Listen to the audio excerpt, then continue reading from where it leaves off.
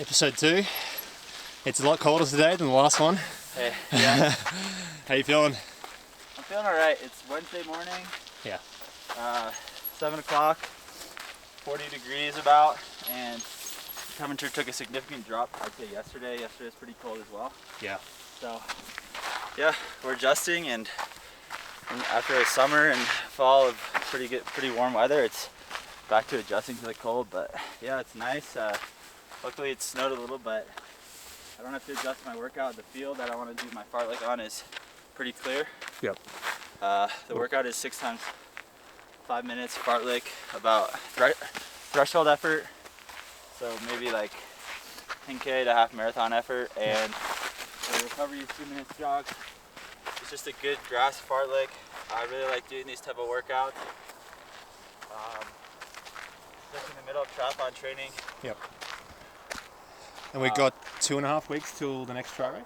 Yeah, so my fall season starts in 2.5 weeks with the St. George America's Cup. Yeah.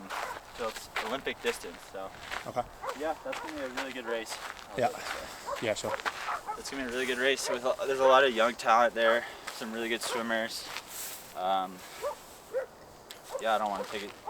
Like, I'll probably be ranked first going into it, but I don't want to take I don't want to take it easy, you know. Yeah, These are sure. races that people come out. Yeah. And make their names for themselves. So. Yeah.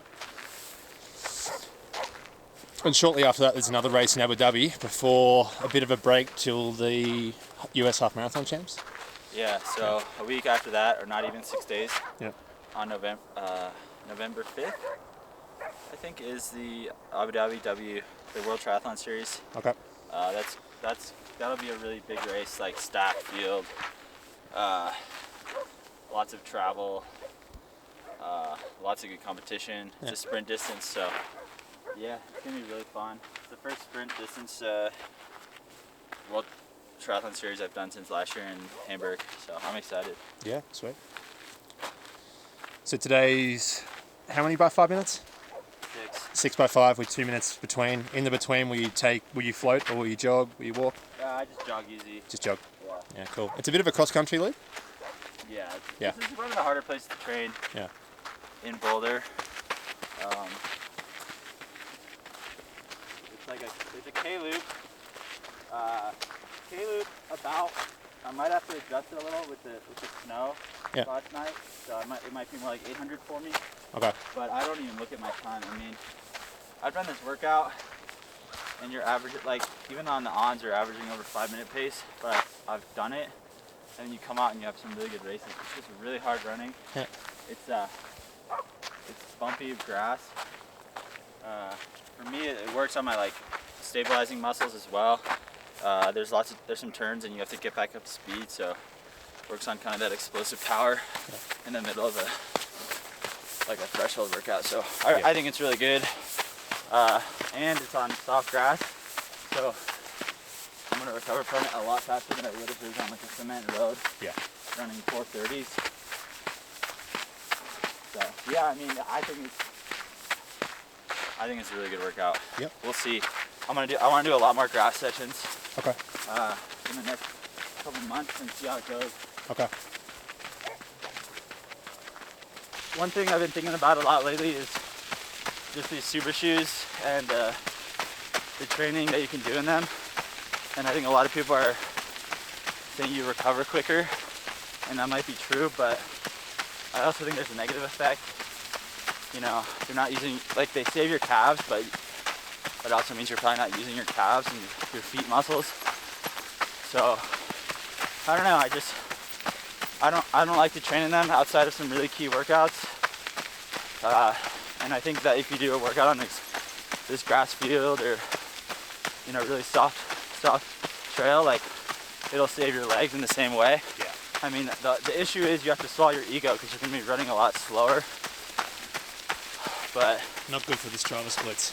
yeah, not good for Strava, but I think, like, I don't know. I mean, I'm not an expert on this stuff, but it's just kind of like my theory of, like, maybe people get too confident doing these workouts, wearing super shoes, and then think that they're going to carry them to the end of the race. But yeah, I'd rather just do a fartlek on the grass and not be too confident, not, Yeah. you know, I train alone a lot, and I think it's got, one of the positives is I keep a pretty level head in training. Like, I'm never overly confident in myself because I very rarely am like dropping guys in sessions. Obviously now I'm still getting back into shape, so the confidence is kind of low, but even when I am in good shape, I've noticed I'm never like, oh my gosh, I crushed that workout, like, so, yeah, just something to think about if you're someone who's... There's probably something to be said for leaving the super shoes to the race. Yeah. That extra boost. Yeah, I really like... That's your how you see it? I mean, I'll do maybe one, if it's a big race, I'll do one workout in them. Yeah. Because I think maybe there is some sense of like, it does put your body in a different position a little. You got to get used to them a little. Yeah. And I wouldn't wear like a brand new pair of shoes on race day. Right. I don't think that's, most of these shoes are really well made, but some, every so often they have like an issue and you don't want to figure that out halfway through a race. Yeah, for sure. But yeah, I think it's something that I've seen a lot of people just overuse them, and I don't know, there's some injuries I think going on. Yeah. Achilles, calves.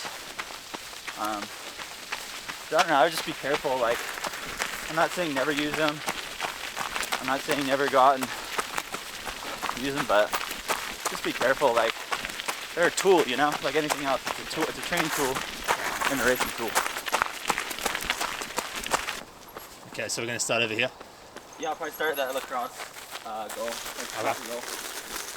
And yeah, it's gonna be an interesting one. It's definitely like a pretty frosty, so I'm gonna try to avoid the frost, but Yeah. Try to like run the hills. And, I don't know. I did a pretty hard bike ride out yesterday, and I'm pretty happy with how I'm feeling already. So Yeah. feeling positive and push when it's smart, and practice running on not great stuff. So yeah, it's just a can't take that farther, Yeah. You ready? Yeah. Set. Let's go.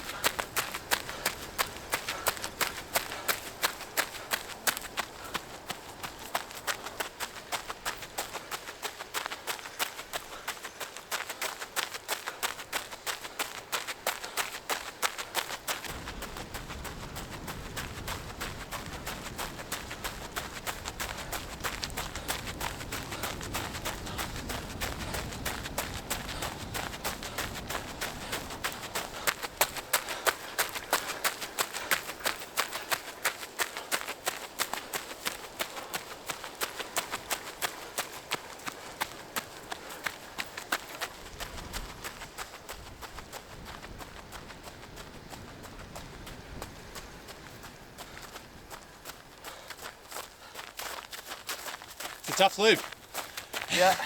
especially when it's icy underfoot. Right. Yeah, it's not too bad, the ice. Yeah. I'm not slipping. That hill's really not easy. No. It's just, it's like 300 meter on tough conditions, but yeah, that's one. Cool. Less slick, but I'm not sliding or anything, so I'm fine. Yeah. Hopefully the sun melts it. Yeah. You run purely on effort? Yeah. Yeah. No, I do a bunch of these, and I just kind of know, like, it's like I said, like 10K-ish. Like mid-race 10K, Yeah. Not like last mile. Yeah, sure. But yeah, no, it's gonna be a pretty tough workout. Yeah.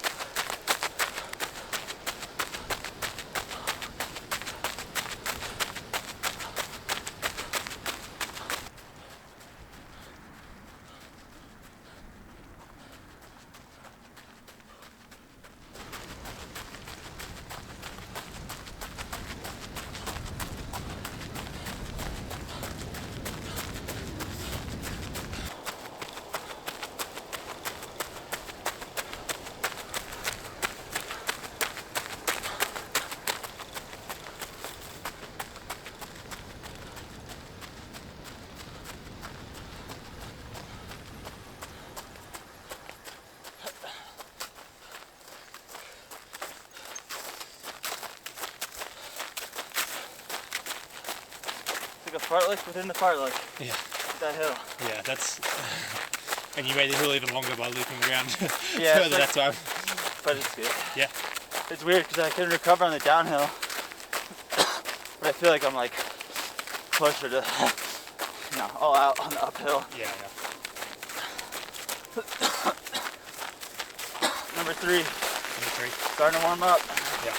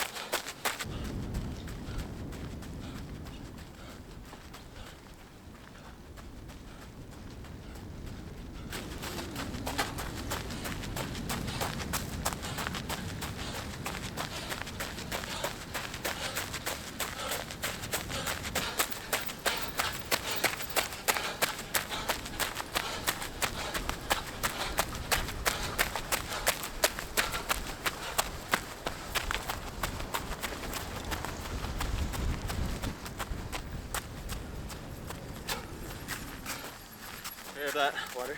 Yeah.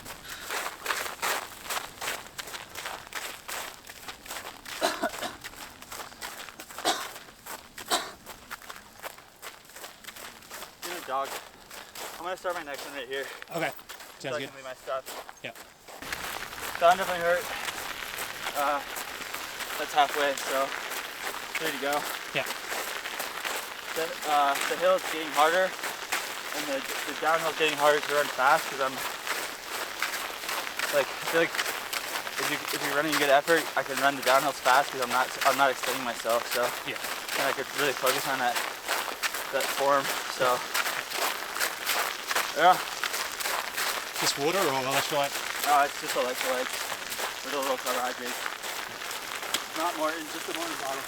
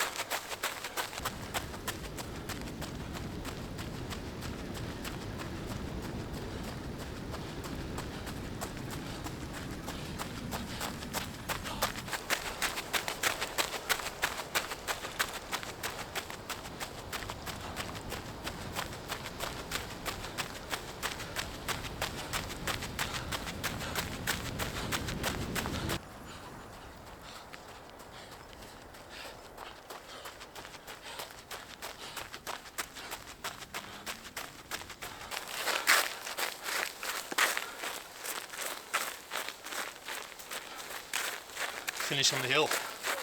Yeah. It's tough going. Yeah. I'll say this. One positive today is I feel like the 2 minutes I'm feeling really recovered. Yeah. So Okay. I think that's a good thing. Yeah. 5 minutes on, 2 minutes off. So when 2 minutes feels like a lot of recovery, I think that's a good thing. Yeah. And I'm running them hard too. It's not like it's easy and then recovering. Yeah. Yeah. So Are you two more. What's up? Are you taking any notice of your pace at all, or No. while you're doing it? No. I'm not. I honestly there's workouts I do like a pace, but just, we could talk about this more, but one thing I've learned to be really good that's really valuable as a triathlete is you just have to do a workout and move on. And like, if I'm doing a workout on this grass, there's some like frost under the grass, there's some stiff breezes every spot, like I can't worry about the pace. I know my effort's there. I have the stride power meter, and my coach will look at the power and stuff. I don't really look at that, but yeah, I really find like, actually it's good too because you're learning to run by effort and by feel, which in a race, like for me there's no watches, like I'm not running on the track, so that's why I'm like really into this type of workout. Yeah. Of course I'll go do workouts on the track and that sort of thing and look at pace, but just not today. Yeah. I got 5 seconds. Okay.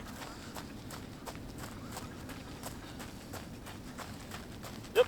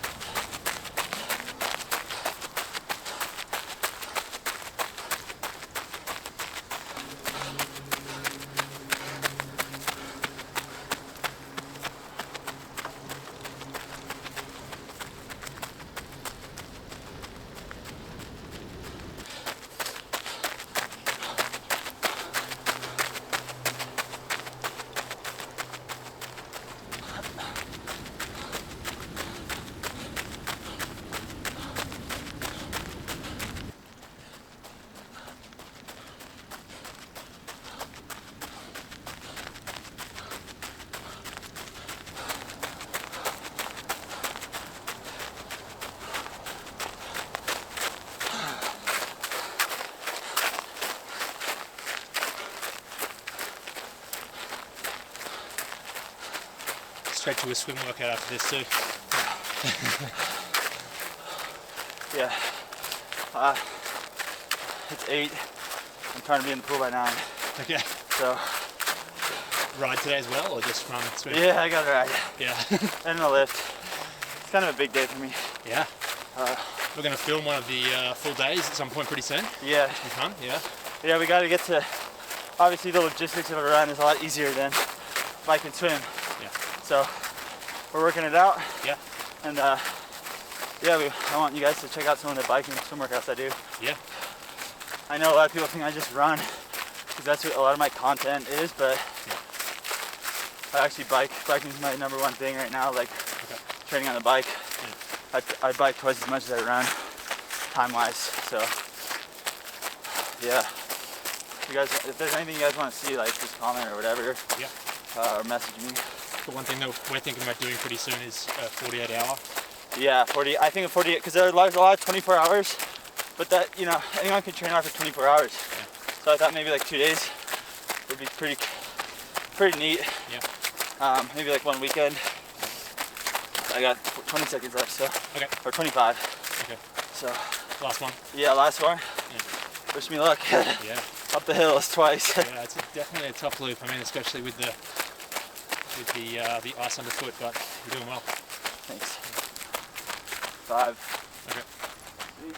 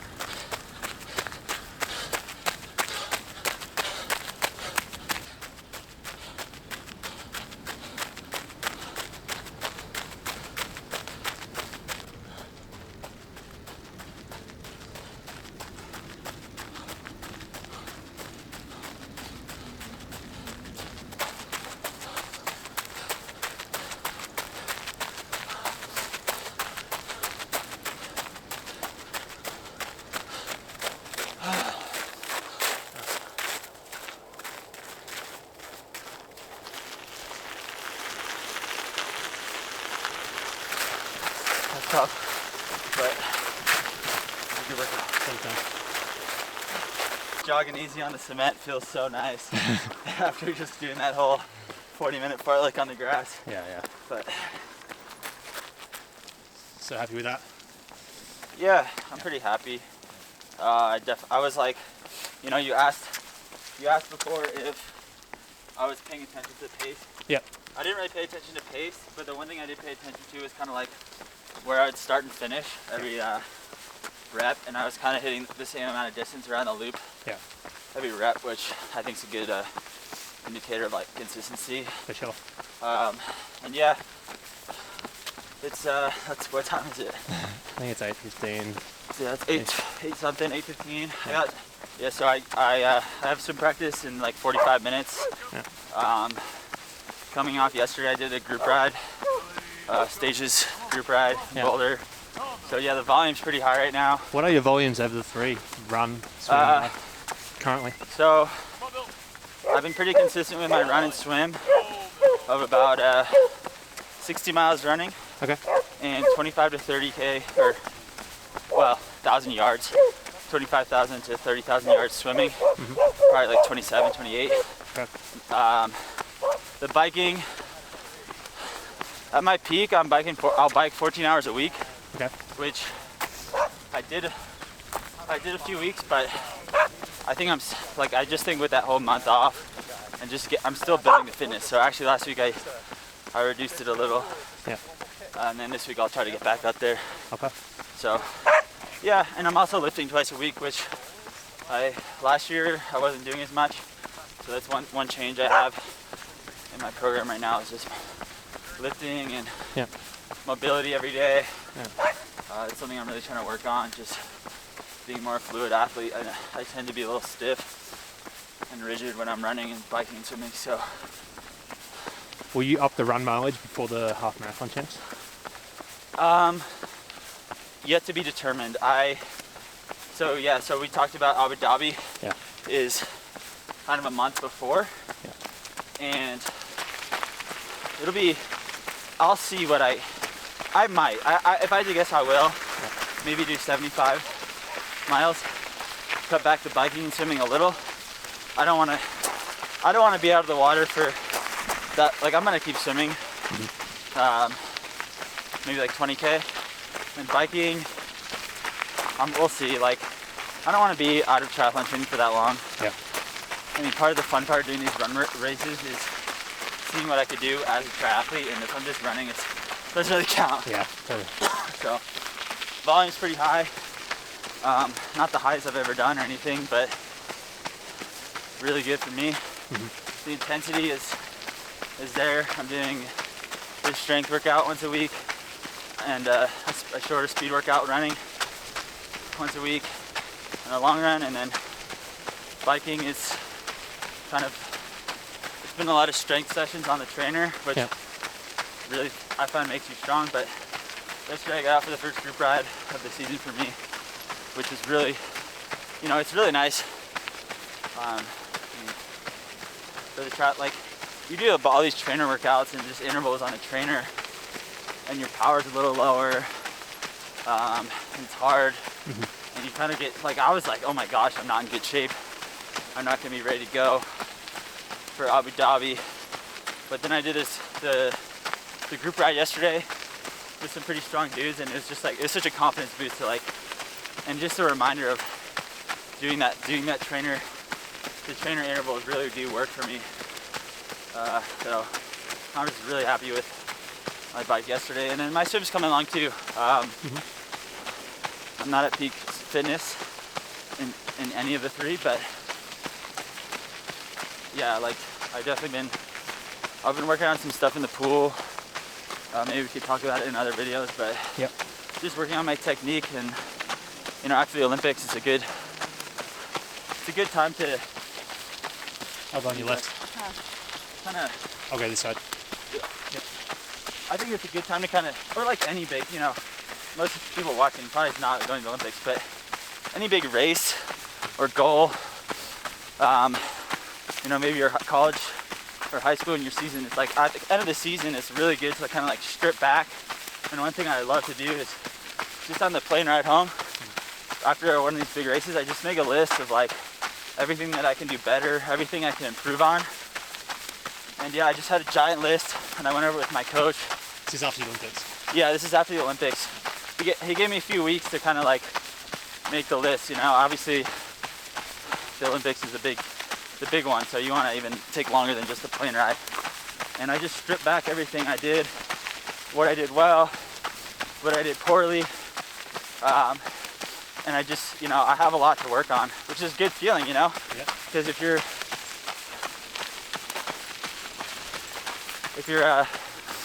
there's nothing to improve on, how are you gonna get better? Yeah. So I'm really excited. I mean, but it's also just being patient and taking it slow. And what was one of the main things that you felt like you could improve on after the Olympics? Well, one thing was here. Let's go to the top of the hill. Yeah. For me, there's 3 things that I came up with that was that I wanted to work on. One is my mobility and like movement patterns. I think I tend to be a bit, like we were talking about with doing the lifting and mobility, like I tend to be a bit stiff. You know, I feel like I'm a pretty powerful athlete, but sometimes it's just like it's rigid and I'm not super flexible and mobile, and that can lead to, you know, inefficiencies and injuries sometimes. I'm gonna turn here. Okay.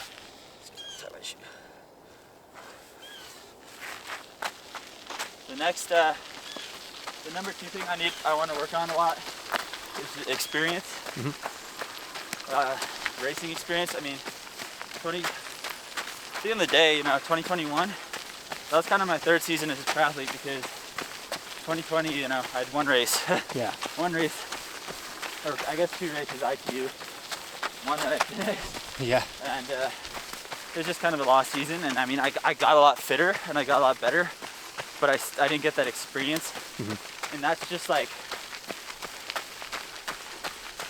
you know, that's just something that I really need. Yeah.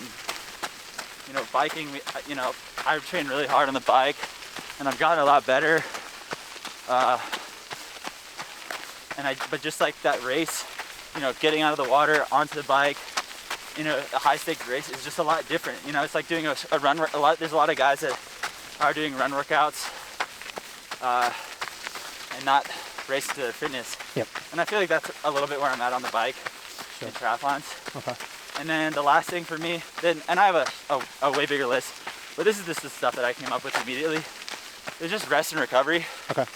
I'm someone that tends to be on the go, and you know, I'm always like trying to do the next thing, trying to get all my workouts done. Lately, I've just been trying to like set every day, just sit in my room, relax, play video games, whatever, read, watch a movie, like just put my feet up. I made my room, I moved, and my room's a lot more like set up to relax. Yep. I know it sounds silly, but just like I think one big mistake I made was just doing too much going to the Olympics. Okay. Not just with training, with other stuff. Yeah. And I thought I was kind of invincible. Like I was like, oh, I could do all this stuff, bring it on, because I was feeling really good and I was training really well. But for me, I guess, and for most people maybe, it's not like a slow decline. It just hit a cracking point and I fell right off. Right. So you just want to be on top of it. Like even when you're feeling good, you still want to take that recovery. You want to put your feet up, take naps. Like I'll be trying to take a nap today after waking up really early for me. And yeah, those are the things I'm working on. Okay. There's technical stuff and little things and all that, but those are kind of the big 3 for me right now. Sweet.